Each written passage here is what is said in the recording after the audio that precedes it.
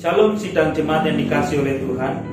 Panggilan beribadah pada pagi hari ini terambil dari kitab Yosua pasal yang ke-24 ayat yang ke-15 bagian B. Demikianlah firman Tuhan. Tetapi aku dan seisi rumah, kami akan beribadah kepada Tuhan. Mari saudara, apabila kita bersama dengan keluarga kita, ajak seisi rumah kita untuk beribadah bersama-sama dengan mengikuti ibadah daring atau secara online yang disiapkan oleh GKT Sinai Batu. Atau kalau kita tidak bersama dengan keluarga kita tetap dapat mengikutinya secara pribadi. Kiranya melalui ibadah ini, hidup rohani kita disegarkan, hidup rohani kita dikuatkan, diberkati olehnya. Tuhan Yesus memberkati. Shalom.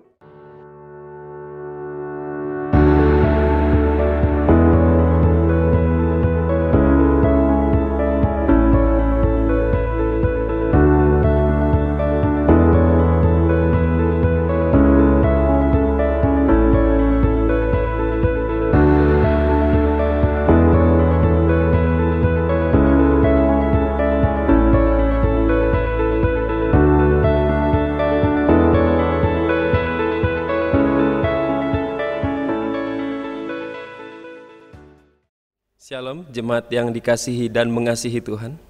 Bersyukur kepada Dia karena Tuhan sudah memberikan kita kesehatan dan kekuatan kepada kita untuk mengikuti ibadah daring atau online GKT Sinai yang akan menuntun kita lebih dekat kepada Tuhan meskipun dalam situasi dan kondisi seperti ini. Jemaat dipersilakan untuk bangkit berdiri. Mari bersama kita menyiapkan hati kita untuk masuk dalam ibadah dengan mengambil waktu teduh sejenak.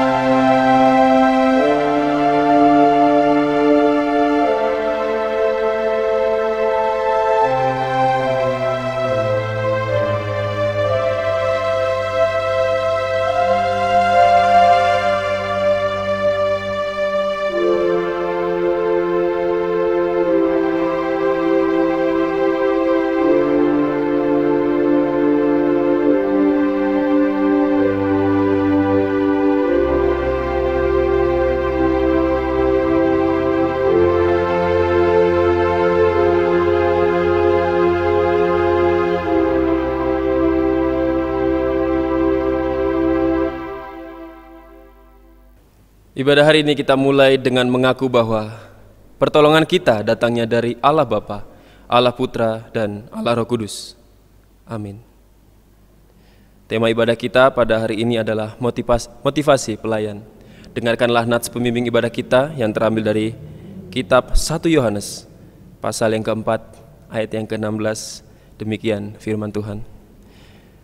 Kita telah mengenal Allah dan telah percaya akan kasih Allah kepada kita. Allah adalah kasih, dan barang siapa tetap berada di dalam kasih, ia tetap berada dalam Allah, dan Allah di dalam Dia. Demikianlah firman Tuhan. Amin. Jemaat dipersilakan duduk kembali. Mari kita puji Dia, mari kita sembah Dia. Dia adalah Raja yang penuh dengan kemuliaan. Kemegahan Raja ada padanya. Mari kita sebagai umat pilihan Allah, sebagai makhluk ciptaan Allah yang ada di bumi, kita pun bersuka menyembah Dia. Kita pujikan, How great is our God. How great is our God. Sing with me, how great is our God. And all will see how great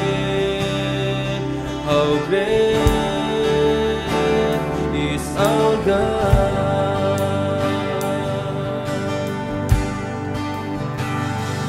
How great is our God. Sing with me, how great is our God. And all will see how great is our God.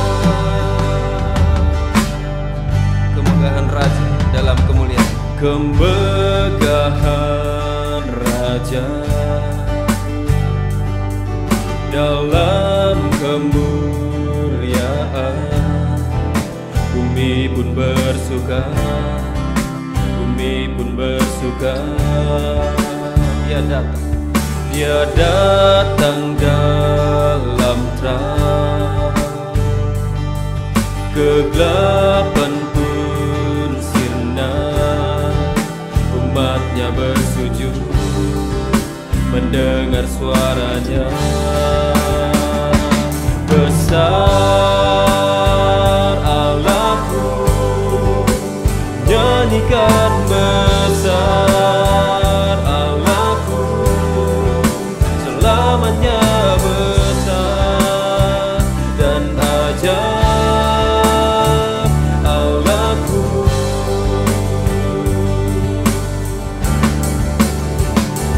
Besar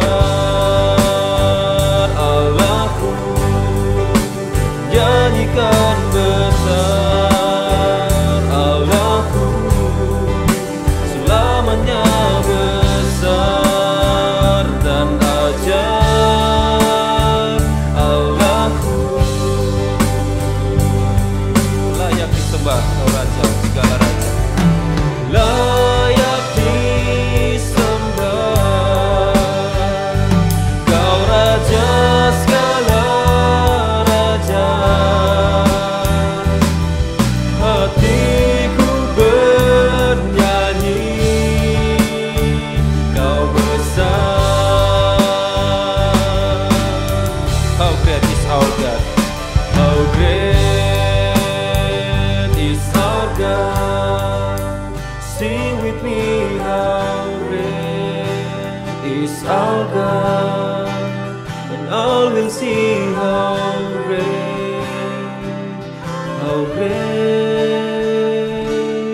is our God.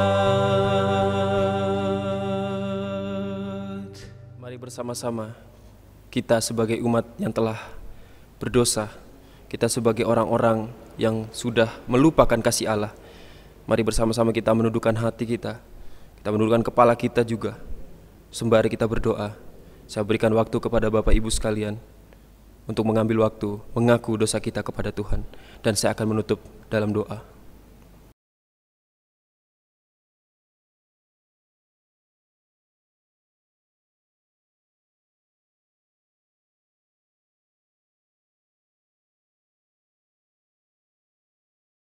Di hadapan hadirat-Mu ya Tuhan, kami bersimpuh malu atas dosa-dosa kami. Di hadapan hadirat-Mu kami menyesali setiap dosa kami, baik dalam pikiran, perkataan, dan tindakan yang tidak seturut kehendak-Mu. Ya Tuhan kami mohon ampun. Dalam nama Tuhan Yesus Kristus, kami mohon, ampunilah dosa-dosa kami. Jemaat dipersilakan bangkit berdiri. Sebagai orang yang sudah dipilih Allah, saya akan membacakan berita anugerah yang terambil dari Efesus pasal yang pertama, ayat yang ke-13 sampai yang ke-14. Demikian firman Tuhan. Di dalam Dia kamu juga, karena kamu telah mendengar firman kebenaran, yaitu Injil keselamatanmu, di dalam Dia kamu juga, ketika kamu percaya, dimeteraikan dengan kudus yang dijanjikannya itu. Dan Roh Kudus ada dalam jaminan bagian kita sampai kita memperoleh seluruhnya, yaitu penebusan yang menjadikan kita milik Allah untuk memuji kemuliaan-Nya. Dan dengarkan juga petunjuk hidup baru yang terambil dari Matius pasal yang ke-22 ayat yang ke-37b. Demikian firman Tuhan. Kasihilah Tuhan Allahmu dengan segenap hatimu, dan dengan segenap jiwamu, dan dengan segenap akal budimu. Jemaat dipersilakan duduk kembali.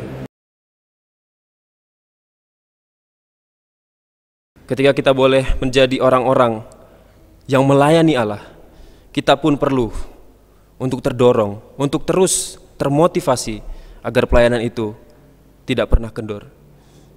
Meskipun pelayanan-pelayanan yang kita lakukan kadang ada waktu untuk sulit, ada waktu untuk merasa gundah gulana, tapi adalah melalui pujian ini kita semakin dikuatkan.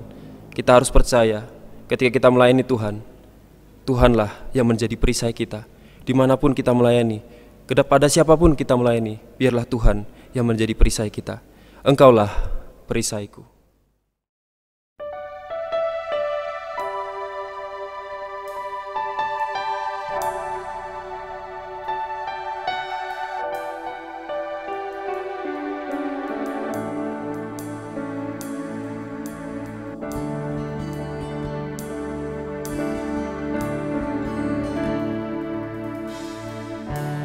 Engkaulah perisaiku saat badai hidup menerpaku. Janjimu di dalamku, pulihkan jiwaku. Ku kan berdiri di tengah badai dengan kekuatan yang Kau berikan. Sampai kapanpun ku kan bertahan, karena Yesus selalu menopang hidupku.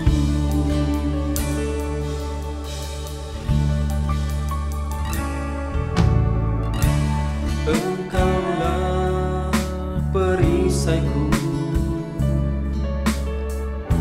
saat badai hidup menerpaku. Firman-Mu di dalamku tenangkan jiwaku. Ku kan berdiri di tengah badai dengan kekuatan yang Kau berikan. Sampai kapanpun ku kan bertahan, karena Yesus selalu menopang. Ku kan berdiri di tengah badai dengan kekuatan yang Kau berikan. Sampai kapanpun ku kan bertahan, karena Yesus selalu menopang hidupku. Karena Yesus selalu menopang hidupku.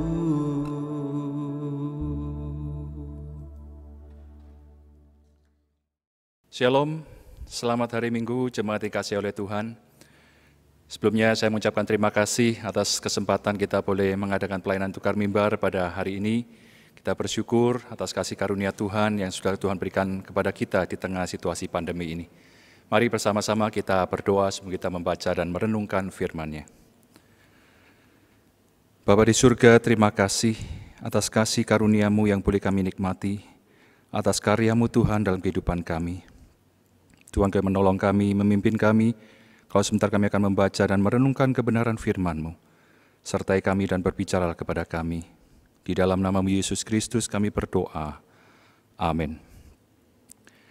Mari kita bersama-sama kita membuka firman Tuhan dalam Yohanes pasal 21, Injil Yohanes pasal 21, ayat yang ke-15 sampai yang ke-19. Injil Yohanes pasal 21, ayat 15 sampai 19. Saya akan bacakan bagi kita semua. Sesudah sarapan, Yesus berkata kepada Simon Petrus, "Simon, anak Yohanes, apakah engkau mengasihi aku lebih daripada mereka ini?" Jawab Petrus kepadanya, "Benar Tuhan, Engkau tahu bahwa aku mengasihi engkau." Kata Yesus kepadanya, "Gembalakanlah domba-dombaku." Kata Yesus pula kepadanya untuk kedua kalinya, "Simon, anak Yohanes, apakah engkau mengasihi aku?" Jawab Petrus kepadanya, "Benar Tuhan, Engkau tahu bahwa aku mengasihi engkau." Kata Yesus kepadanya, "Gembalakanlah domba-dombaku." Kata Yesus kepadanya untuk ketiga kalinya, "Simon, anak Yohanes, apakah engkau mengasihi aku?" Maka sedih hati Petrus karena Yesus berkata untuk ketiga kalinya, "Apakah engkau mengasihi aku?" Dan ia berkata kepadanya, "Tuhan, engkau tahu segala sesuatu. Engkau tahu bahwa aku mengasihi engkau." Kata Yesus kepadanya, "Gembalakanlah domba-dombaku. Aku berkata kepadamu, sesungguhnya ketika engkau masih muda, engkau mengikat pinggangmu sendiri dan engkau berjalan kemana saja kau kehendaki. Tetapi jika engkau sudah menjadi tua, engkau akan mengulurkan tanganmu dan orang lain akan mengikat engkau dan membawa engkau ke tempat yang tidak kau kehendaki." Dan hal ini dikatakannya untuk menyatakan bagaimana Petrus akan mati dan memuliakan Allah. Sesudah mengatakan demikian, ia berkata kepada Petrus, "Ikutlah aku." Jemaat dikasihi oleh Tuhan, dalam masa-masa pandemi ini, boleh tahu di antara Bapak Ibu, Saudara yang mungkin masih ke pasar, beraktivitas sehari-hari, apa yang kita lihat di sana? Ya pasti penjual itu ya, yang berdagang, kita sendiri yang beli. Kira-kira apakah mereka memperhatikan protokol kesehatan yang ditetapkan? Contoh ini ya, semoga, saya tidak tahu yang di Batu, tapi saya kalau lihat di Malang, saya kasih contoh ini masker gitu ya. Udah taruh begini, ada yang dikasih masker, dikasih tahu bahayanya apa ini sebagainya. Besok didatangi, ada yang modelnya begini, ada yang modelnya begini, ada yang modelnya begini, ada yang modelnya begini. Ditanya, "Kemana maskernya kemarin?" "Waduh, wis alasannya macam-macam. Gak enak Pak, masker pakai ini panas. Gak sopan ngomong sama pelanggan pakai masker. Ada yang kecuci lah, ada yang ketinggalan lah, macam-macam dan sebagainya. Dan ini berulang kali kita berusaha edukasi mereka, tapi tidak mau. Kira-kira, kalau kita berpikir, kenapa ya mereka tidak mau?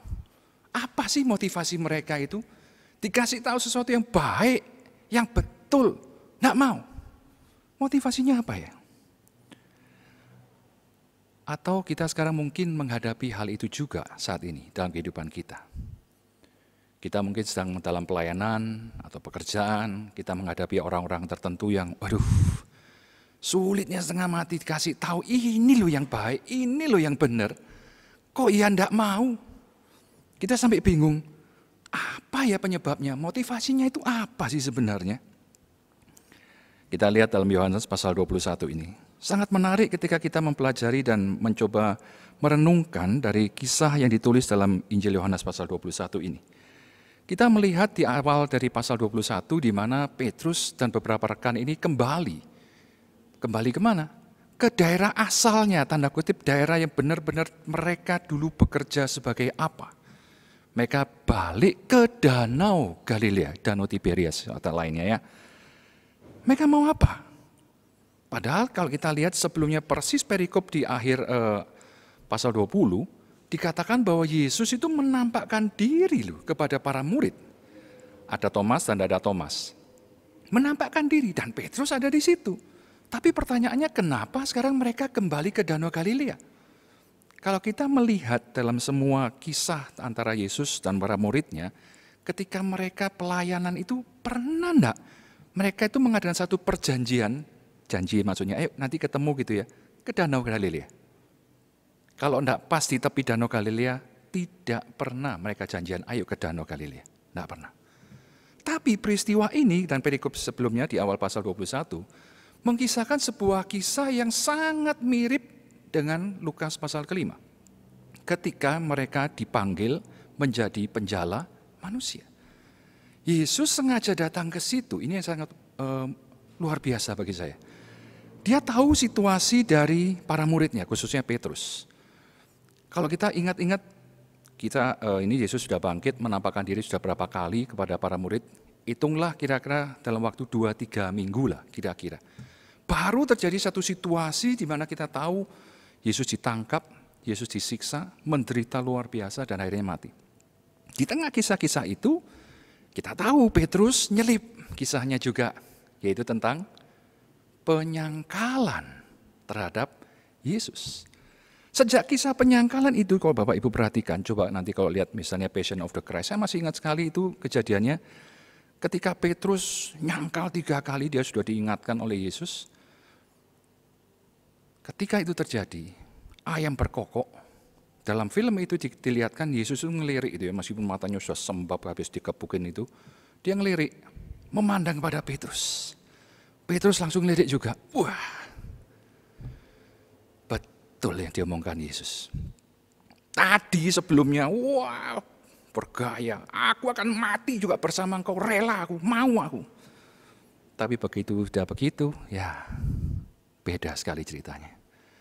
Sejak peristiwa itu, sampai Yesus pun menampakkan diri beberapa kali, sampai di Danau Galilea itu, belum pernah dicatat bahwa Yesus berdua kembali dengan Petrus. Dalam arti, Petrus belum punya kesempatan untuk minta maaf sama Yesus. Belum pernah. Nah, di sini saya melihat satu hal yang luar biasa, bahwa Yesus mau datang kepada Petrus. Dia datang secara pribadi, dia tidak langsung nyalakan Petrus gini. Dimulai kalau kita lihat pasal 21 dengan sarapan. Murid-muridnya dipanggil, peristiwa itu mengingatkan mereka. Kalau kita agak sedikit teliti di kisah sebelumnya itu, bagaimana mereka berjuang semalam-malaman tidak dapat ikan, dikasih kode, ini dulu lemparkan sebelah sisi sini. Wah, dapat ikan luar biasa, langsung mereka lihat apa? Itu Tuhan.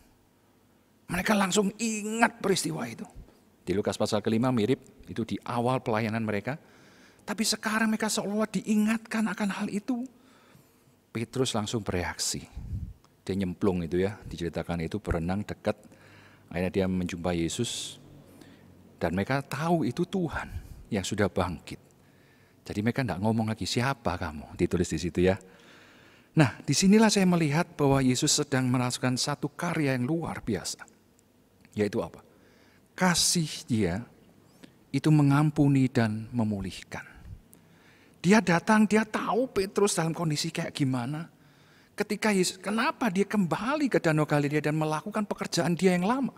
Kemungkinan besar dia merasa frustasi, dia merasa kecewa bahkan dengan dirinya sendiri. Yesus tahu, dan dia tidak menyalahkan Petrus. Dia datang dengan penuh kasih, dia ajak bicara secara pribadi. Masalah perut dikenyangkan dulu supaya dia tenang, supaya dia bisa berpikir dengan baik. Kita bersyukur bahwa Tuhan melakukan hal itu. Bagi saya ini menunjukkan satu hati Allah yang sesungguhnya. Bahwa dia datang kepada kita, dia tidak menunggu kita datang kepadanya. Karena dia tahu tidak akan bisa. Tapi dia datang kepada kita dengan kasihnya untuk merangkul kita. Luar biasa sekali. Saya teringat satu saat waktu saya masih SD, kalau nggak salah ya, saya masih SD itu ya. Papa saya baru beli satu anjing Doberman. Saya tidak tahu, saya cuma dengar papa beli anjing Doberman itu ya. Segede apa saya tidak bayangkan.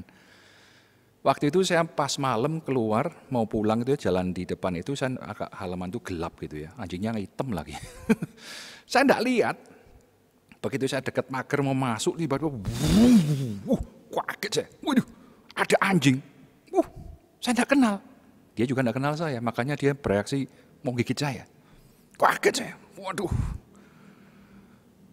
Saya terus terang waktu itu ketakutan kalau dekat anjing ini, karena belum kenal. Kemudian satu saat saya tidak tahu gimana, tiba-tiba anjing itu bisa mengenali saya dan dia mulai suka sama saya. Tahu Doberman Bapak Ibu ya? Kalau anjing biasanya kan buntutnya panjang, dibiarin panjang. Jadi kalau kipit-kipit gitu ya saya katakan. Buntutnya kan panjang bisa begitu-begitu ya. Tapi kalau Doberman kan tinggal satu, ya paling segini paling ya. Jadi kalau goyang itu ya begitulah ya. Lucu gitu jadinya. Ini buntutnya kok enggak ada tapi kok dia pantatnya goyang-goyang begitu ya. Karena dia senang sekali. Kami jadi sering bermain. Dia jadi anjing kesayangan saya. Hubungan yang dipulihkan ini membawa satu persahabatan yang indah. Saya hanya bayangkan ketika Yesus datang kepada Petrus. Saya bayangkan mungkin dia kutuk gitu ya, kalau orang Jawa bilang kutuk gitu. Dia dalam posisi yang, waduh aku ini salah, aku ini tahu aku salah, tidak beres ini. Tapi Yesus datang dengan kasih-Nya, dan saya percaya ketika dia menanyai Petrus, bukan dengan nada yang mengancam, bukan dengan nada yang menuduh, tapi dengan nada yang penuh kasih. Dia menatap mata Petrus, dia bertanya, Simon, anak Yohanes, apakah engkau mengasihi aku?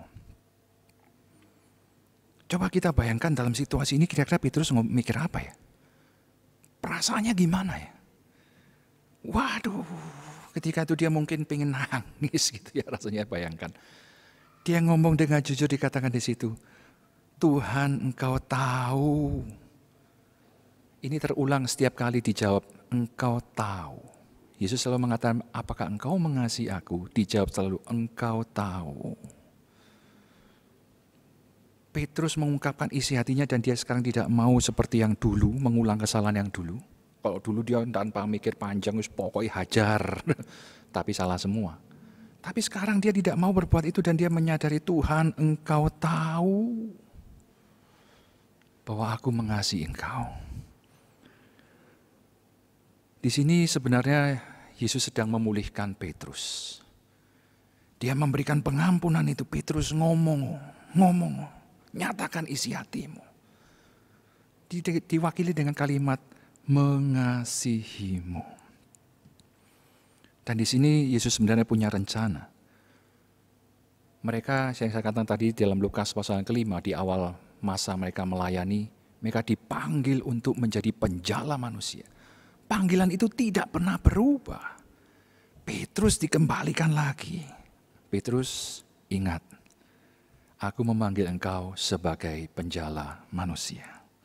Kembalilah dalam kasih itu untuk melayani Tuhan.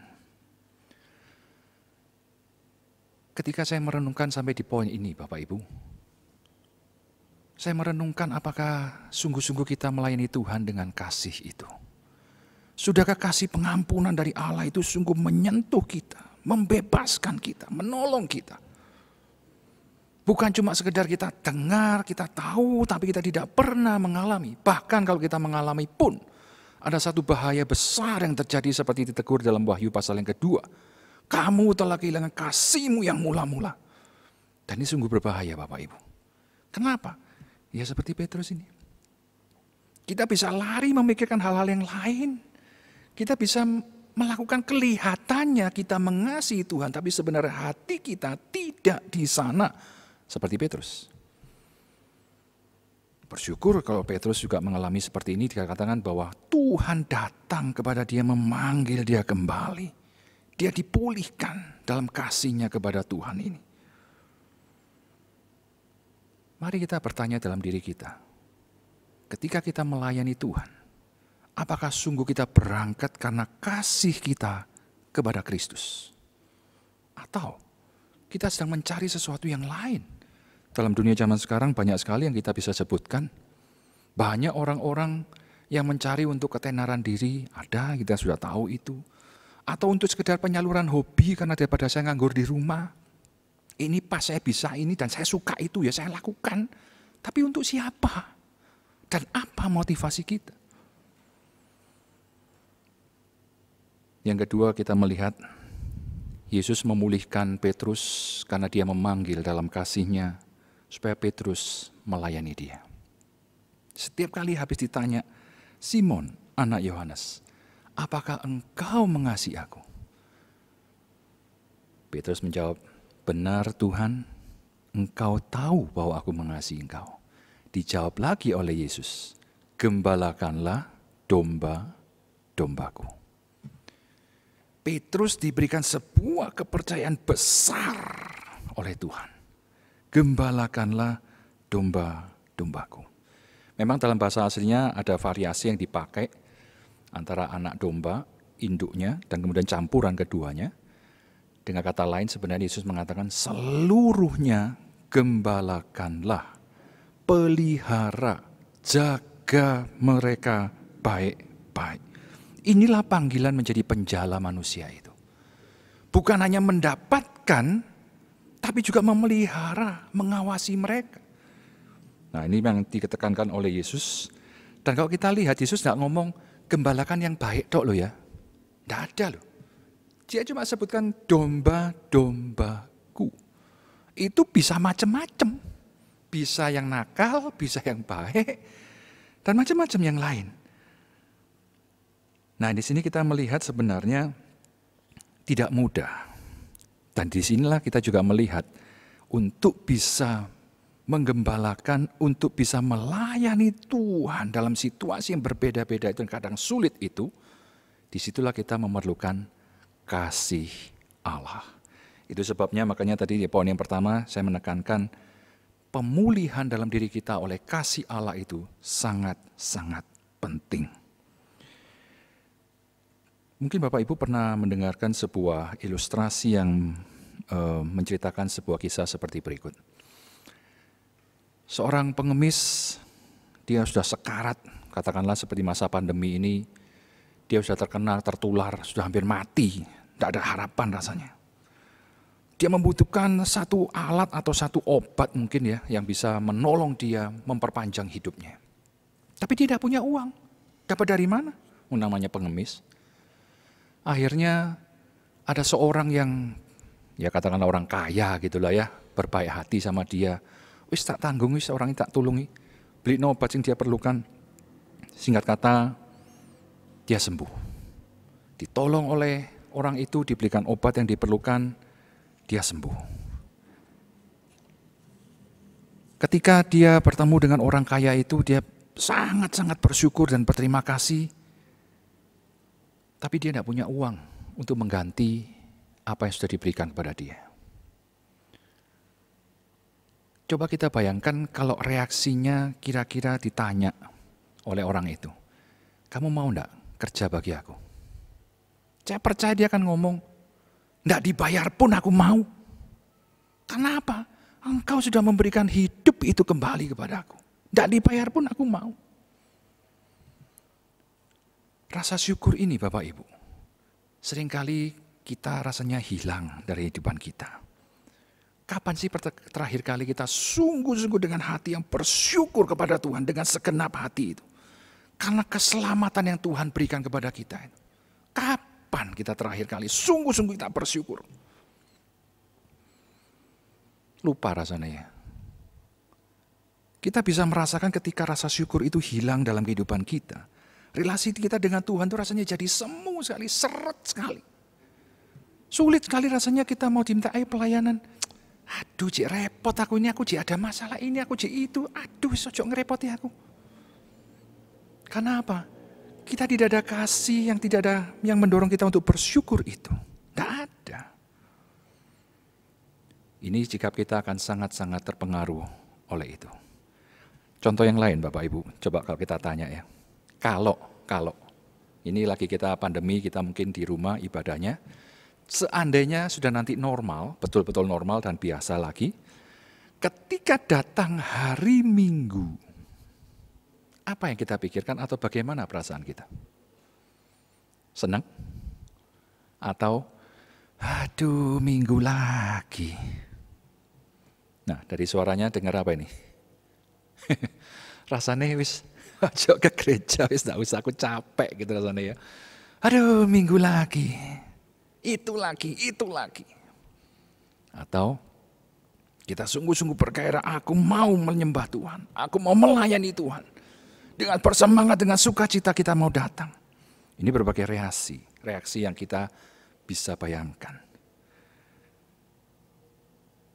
Bagaimana relasi kita dengan Tuhan di masa pandemi ini? Apakah gairah melayani Tuhan semakin naik atau semakin turun? Coba kita evaluasi diri kita. Kenapa hal itu terjadi? Mari kita jujur di hadapannya, di hadapan Tuhan. Dan kita kembali minta untuk kita boleh mengasihi Dia dengan segenap hati kita.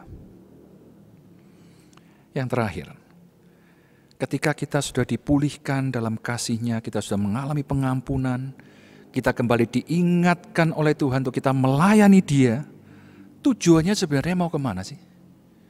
Di akhir dari semua itu, di pasal yang ayat yang ke-19, dikatakan oleh Yesus, ikutlah aku. Di sini sebenarnya pengarahannya supaya jelas. Ketika Petrus dikembalikan, dalam arti dia dibalikkan ke dalam jalan yang semula, kamu melayani aku. Tapi ingat, itu bukan untuk kesenanganmu sendiri. Tapi ingat, itu adalah untuk mengikut Tuhan. Nah, di sini makanya di ayat yang ke-18 dikatakan bahwa Petrus nanti pada masa muda dia bisa tanda kutip carpe diem begitu ya. Tapi pada masa tua, dia akan dituntun orang lain dan dia akan mati dengan cara yang waktu itu belum disebutkan, tapi pada akhirnya adalah dia memuliakan Allah. Ini sangat kontras dengan jalan kehidupan Petrus sebelumnya. Sebelumnya Petrus, ya kita tahu ceritanya sampai dia menyangkal dengan cara seperti apa. Karena dia bergaya, dia merasa sok hebat. Tapi di sini dikatakan nanti kamu akan berubah Petrus. Hidupmu tidak lagi seperti itu. Dalam kasihmu kamu melayani Tuhan, kamu sekarang melihat hanya kepada Yesus. Dan kamu akan mengikut dia. Sampai benar-benar kamu pun mati buat dia. Ini satu hal yang luar biasa Bapak Ibu. Kita tahu memang tidak dicatat dalam firman Tuhan, tapi dalam sejarah yang dicatat oleh bapak-bapak gereja mengatakan bahwa Petrus akhirnya memang mati ketika dia mau keluar, dengarnya gitu ya, dari kota Roma. Waktu itu kerusuhan besar, orang Kristen keluar semua. Tapi dia malah balik. Dia mengatakan, no, yang lain biar keluar, saya akan kembali. Dan dia tahu dia akan ditangkap, dia akan mati. Ya, sampai kita dari sejarah itu mengatakan dia mati dengan salib terbalik. Karena dia merasa tidak layak. Aku jangan disalib kayak Tuhanku, jangan, balik. Aku ini begitu hina. Dan dia mati dalam kondisi seperti itu, untuk memuliakan Tuhan. Yesus mengingatkan sebenarnya kepada Petrus juga para murid yang waktu itu saya percaya juga ada di sekitar situ mendengarkan percakapan mereka. Mengatakan bahwa ingat dunia ini tidak pernah akan mengasihi kamu. Kamu akan menderita, kamu akan sulit. Tapi jangan takut, dia sudah atau Yesus sudah mengalahkan dunia ini. Kasih Allah inilah yang sanggup untuk menolong setiap murid Tuhan untuk boleh melayani dia. Tetap mengikuti dia sesulit apapun. Tahun lalu sempat ketika saya ikut yang acara breakthrough ya di sini, di Batu. Ada seorang utusan dari Singapura itu yang mewakili datang dan dia memberikan satu kesaksian waktu itu, masih ingat saya. Ketika dia baru datang ke Indonesia, dia cari rumah, dia harus belajar bahasa dan sebagainya, dia ditempatkan di Bandung. Lewat seorang anggota jemaat yang tanda kutip waktu itu kalau nggak salah memang makelar rumah begitu ya. Dia dikenalkan, akhirnya dia sewa satu rumah. Yang namanya orang Singapura dengan kemajuan teknologi yang seperti itu rasanya sulit dibayangkan kalau nggak seperti di Indonesia ya. Sering mati lampu, airnya juga mati. Di sana enggak ada. Di sana itu semua rasanya lancar dan terjamin semua. Tapi ketika dia datang ke Indonesia, tinggal di situ, waduh dia bilang, ini ternyata rumah kok enggak karuan gini. Ketoknya bagus, depannya luar biasa, indah. Waktu kasih fotonya, wow. Tapi ketika masuk, wadah, kerannya ada yang enggak beres, saluran airnya kacau. Sempat itu berapa hari itu enggak keluar air sama sekali loh. Dia bilang sama yang sewakan rumah, sewakan rumah tenang aja, ya beli aja air yang galonan itu, yang truk lewat itu. Beliau itu, loh kamu sih yang punya rumah kok jadi nyerakno kita sih harus bertanggung jawab, piye itu ini. Wah stres dia waktu itu, wah sampai dia bertanya, Tuhan betulkah kamu mengutus aku ke sini? Dia bertanya sampai seperti itu, betulkah Tuhan? Dia sampai sempat berpikir, wis balik mari. Singapura kan dekat ya. Pulang aja. Daripada setengah mati di sini.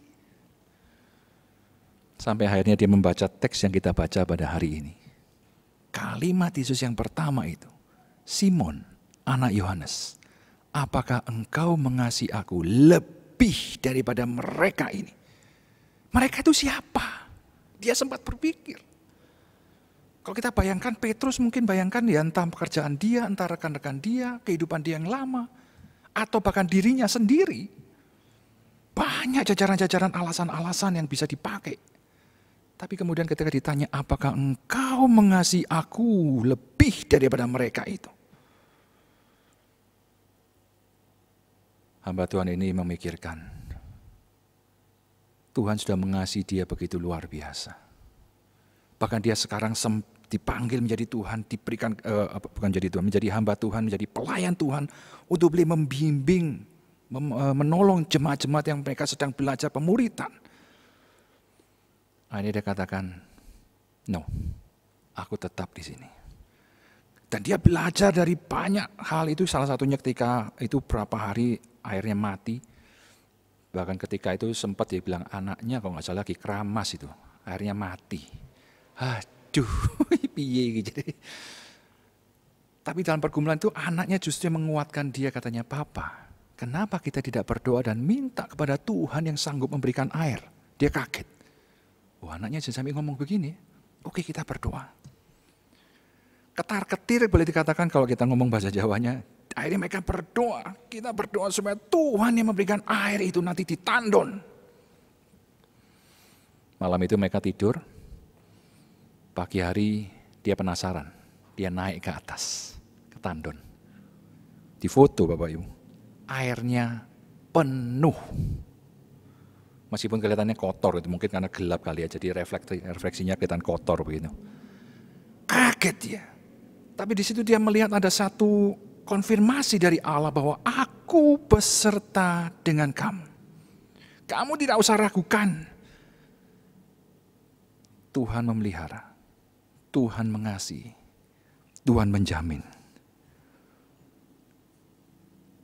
Kembali kepada kita ketika kita melayani Tuhan. Situasi yang sulit, situasi yang mungkin menekan kita, tidak mudah bagi kita. Bagaimana reaksi kita? Mari kita evaluasi diri kita. Apa sebenarnya mendorong kita selama ini? Atau apa yang kita ikuti selama ini? Atau siapa yang kita ikuti selama ini? Kesenangan, kenyamanan diri, atau keuntungan, atau apapun yang berkaitan dengan keegoisan kita. Atau karena kita sudah dijamah oleh kasih Allah yang mendamaikan kita dengan dirinya itu. Kisah ini kembali menekankan kepada kita. Kasih Allah sungguh luar biasa. Dia tahu kondisi kita. Dia datang kepada kita. Dia mengampuni dan bahkan memulihkan kita. Sehingga kita dapat melayani dan mengikut Dia sesuai dengan kehendak dan rencananya. Inilah hati Allah yang penuh dengan kasih itu. Dia datang untuk memulihkan kita, membawa kita kembali kepada jalannya, memanggil kita untuk melayani dan mengikut Dia. Mari kita tanggapi panggilan Allah, kasih Allah ini. Kita sungguh-sungguh datang kepada Dia. Kita mohon supaya Tuhan yang menolong kita untuk kita boleh selalu mengasihi Dia. Mari kita berdoa. Bapa di surga, kami bersyukur kepadamu. Karyamu begitu luar biasa atas diri kami. Terima kasih ya Tuhan, untuk kasih-Mu yang mau datang kepada kami, merangkul kami kembali, memulihkan kami. Terima kasih Tuhan, bahwa Engkau terus menuntun kami, menggandeng kami, supaya kami terus berada di dalam jalan-Mu itu, mengikut Engkau Tuhan. Tuhan tolong kami, untuk kami boleh sungguh mengalami kasih-Mu ini Tuhan, dan kami boleh setia kepada-Mu. Kasih ini boleh menjadi motivasi kami yang terdalam ketika kami boleh melayani Engkau. Tuhan tolong kami, berkati anak-anak-Mu di tempat ini, sertai ya Tuhan dalam segala pergumulan yang sedang dihadapi, biar mereka tidak menyerah. Tapi Tuhan Kau menguatkan dan menghibur, menopang mereka. Untuk mereka sungguh boleh mengalami kebaikan-Mu demi kebaikan-Mu. Kasih-Mu Tuhan yang begitu nyata dalam kehidupan mereka. Sehingga mereka boleh selalu disegarkan untuk mengikut Engkau dan menyenangkan, memuliakan Engkau dalam kehidupannya. Terima kasih Bapa. Di dalam nama-Mu Yesus Kristus kami berdoa. Amin. Jemaat Tuhan dipersilakan bangkit berdiri. Bersama dengan orang percaya di segala masa dan tempat, marilah kita mengikrarkan pengakuan iman kita seturut dengan pengakuan iman rasuli yang berbunyi demikian. Aku percaya kepada Allah, Bapa yang Maha Kuasa, Khalik langit dan bumi, dan kepada Yesus Kristus anaknya yang tunggal Tuhan kita, yang dikandung daripada Roh Kudus, lahir dari anak darah Maria, yang menderita sengsara di bawah pemerintahan Pontius Pilatus, disalibkan, mati dan dikuburkan, turun ke dalam kerajaan maut. Pada hari yang ketiga, bangkit pula dari antara orang mati, naik ke sorga, duduk di sebelah kanan Allah, Bapa yang Maha Kuasa. Dan dari sana ia akan datang untuk menghakimi orang yang hidup dan yang mati. Aku percaya kepada Roh Kudus, gereja yang kudus dan am, persekutuan orang kudus, pengampunan dosa, kebangkitan tubuh, dan hidup yang kekal. Amin. Jemaat dipersilakan duduk kembali. Mari kita menyatakan sukacita kita dalam mengikuti Yesus dan teladannya sambil memberikan persembahan kita. Persembahan akan dikumpulkan di rumah kita masing-masing sampai ketika kita boleh berkumpul di ibadah konvensional seperti biasa. Atau Bapak Ibu bisa mengirimkan persembahan itu melalui rekening gereja maupun barcode yang akan sudah tersedia di layar yang ada. Mari kita nyanyikan pujian, bersyukurlah kepada Tuhan untuk mengiringi persembahan kita.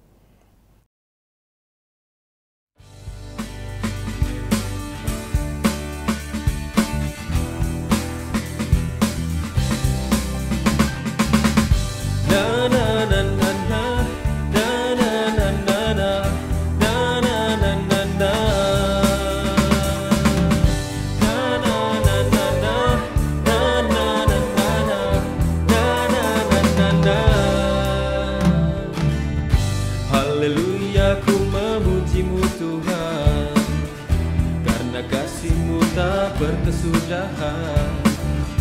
Biar yang bernafas memuji Sang Raja, di atas gunung dan di bawah samudra.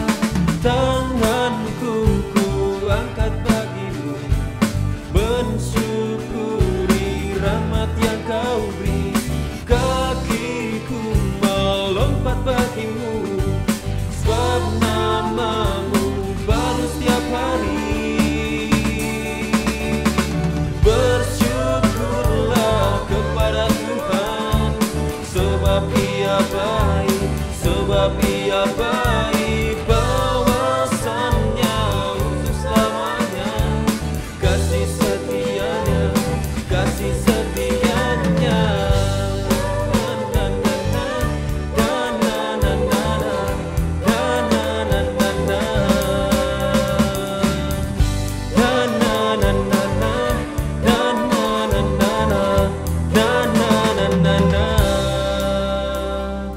Tanganku ku angkat bagimu, mensyukuri rahmat yang Kau beri.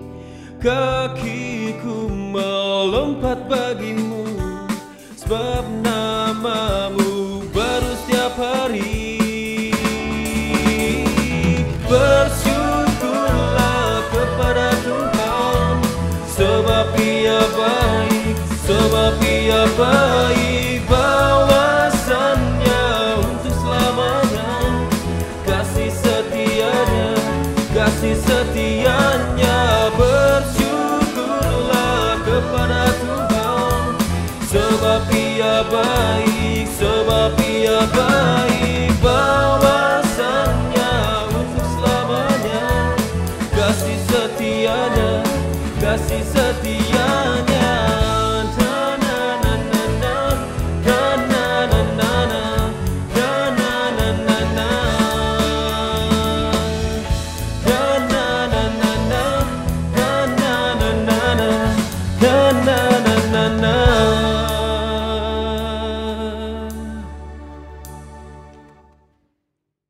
Tiba saatnya kita masuk dalam pokok doa syafaat. Yang pertama, mari kita berdoa untuk keadaan yang baru diterapkan oleh Indonesia, yaitu new normal. Kiranya Tuhan tetap memberikan kepekaan dan kesadaran diri kepada tiap-tiap masyarakat agar tetap menaati protokol kesehatan meskipun aktivitas dan pekerjaan tetap berjalan di tengah pandemi COVID-19. Yang kedua, gereja-gereja. Kita berdoa untuk gereja-gereja seluruh Indonesia termasuk GKT Sinai Batu, yang berusaha menghadapi pandemi dengan berbagai cara dan usaha agar jemaat tetap beribadah dengan baik dan juga menghadapi situasi new normal, sehingga memerlukan usaha dan tindakan tepat untuk mensiasati ibadah online ataupun ibadah konvensional. Ibadah doa syafaat akan saya tutup dengan doa persembahan. Mari kita berdoa. Allah, kami berdoa untuk negara kami, Tuhan, di mana kami boleh menghadapi situasi yang belum kunjung berhenti, di mana situasi ini belum juga menunjukkan titik terang.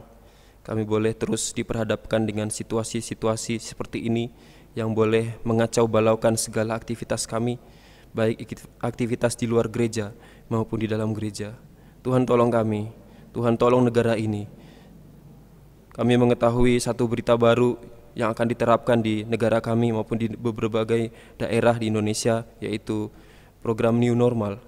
Kami berdoa biarlah Tuhan tetap menjaga kami, biarlah Engkau Tuhan boleh menjaga setiap masyarakat Indonesia agar tetap peka, agar tetap sadar diri untuk menjaga kesehatan mereka masing-masing maupun kesehatan keluarga mereka, untuk tetap menaati protokol kesehatan meskipun aktivitas mereka, pekerjaan mereka terus berjalan seperti biasa. Tuhan, tolong kami, Tuhan, tolong setiap masyarakat Indonesia. Tuhan, kami juga berdoa untuk gereja-gereja di seluruh Indonesia, secara khusus untuk GKT Sinai Batu yang sedang berusaha untuk tetap mengayomi jemaat yang ada melalui kegiatan-kegiatan bakti sosial, bantuan-bantuan yang ada. Tuhan, tolong kami, Tuhan, tolong setiap pelayanan yang ada, setiap donatur-donatur yang ada. Tuhan, tolong sehingga tetap kuat, sehingga tetap semangat dalam melayani Engkau. Tuhan, tolong juga untuk keadaan new normal yang akan kami hadapi dalam gereja GKT Sinai Batu ini, akan menghadapi yang namanya ibadah konvensional secara langsung. Tuhan, Tuhan, tolong setiap pelayanan yang ada dengan tugas-tugas yang ada untuk diberikan menaati protokol kesehatan yang akan dilaksanakan. Tuhan, tolong agar dapat menjadi satu bentuk ibadah yang kembali normal, menjadi satu bentuk ibadah yang kembali dapat dinikmati dengan secara langsung oleh jemaat yang ada. Tuhan, tolong setiap pelayan juga yang akan nanti bertugas menjadi panitia-panitia pelaksanaan maupun satuan-satuan tugas kebersihan dan kesehatan, biarlah juga dapat bekerja sama dengan baik. Tuhan, tolong setiap kami, setiap pelayan-pelayan yang ada juga, baik di dalam gereja maupun di luar gereja, kiranya Engkau berikan hikmat kepada kami. Terima kasih Tuhan, kami juga bersyukur pada hari ini boleh memberikan sedikit dari apa yang kami punya. Biarlah Engkau yang menolong, biarlah Engkau yang terus menyertai kehidupan kami di situasi seperti ini, sehingga kami tidak berhenti, tidak pernah lelah untuk terus memberikan persembahan kepada gerejamu, agar gerejamu dapat berjalan, agar gerejamu tetap hidup di dalam kasih karunia dan kemurahan-Mu saja Tuhan. Terima kasih Tuhan, ini doa ucapan syukur kami, ini doa syafaat kami. Hanya di dalam nama Tuhan Yesus kami sudah berdoa. Amin.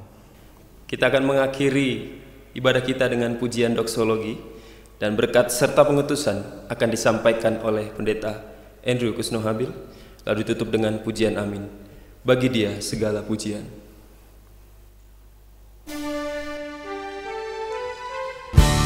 Bagi Dia segala pujian, hormat serta syukur kekal selamanya.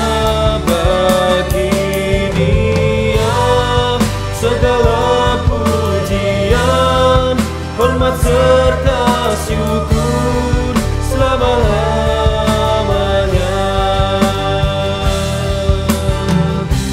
Selama-lamanya.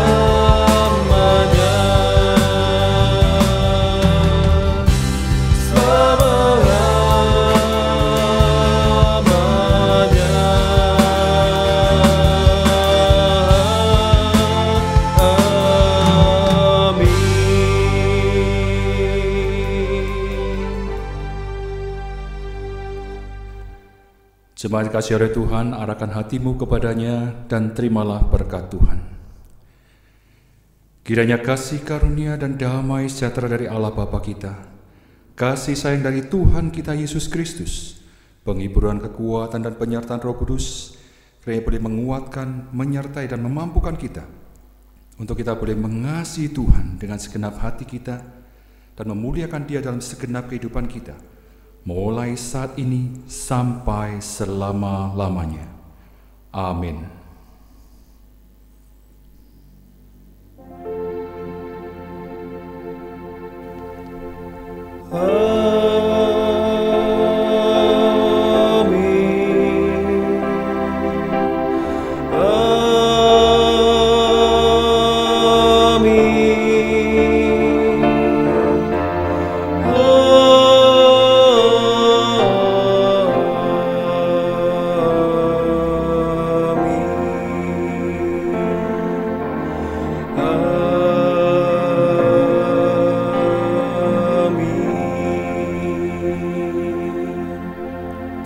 Ibadah kita selesai. Jemaat dipersilakan duduk kembali. Selamat hari Minggu. Tuhan Yesus memberkati. Shalom.